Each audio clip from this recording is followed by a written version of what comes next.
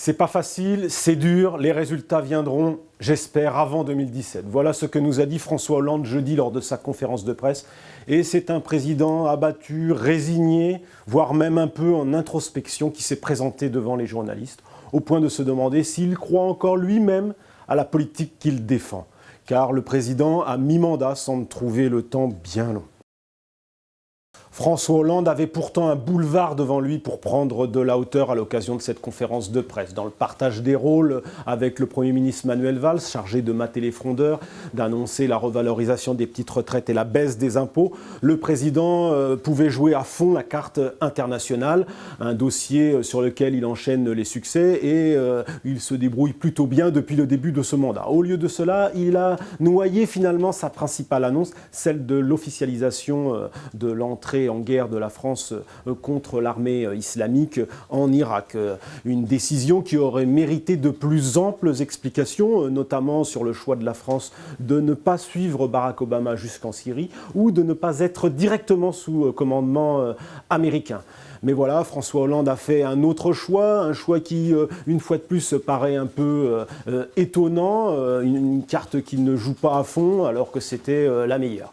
En tous les cas, François Hollande montre que sur la scène internationale, il n'a pas la main qui tremble puisque la France, après le Mali, après la République démocratique du Congo, se retrouve en guerre en Irak, le troisième terrain de conflit pour la France.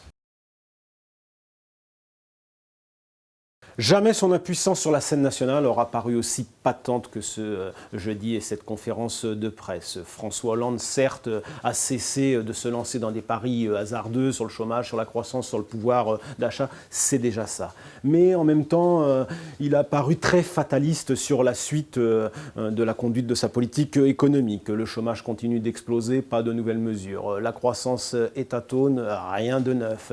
Et il garde son cap, certes, celui du pacte de responsabilité qu'il qualifie d'irrévocable, mais n'offre rien de nouveau, alors que la situation économique n'a jamais paru aussi difficile pour les Français. Au fond, la vraie surprise, c'est la tonalité de ce Hollande de la mi-mandat qui est apparu comme presque abattu, résigné, quasi déprimé par la succession, cette pluie de mauvais sondages catastrophiques, tous les uns que les autres, par aussi les scandales successifs et bien sûr le livre assassin de son ex-compagne.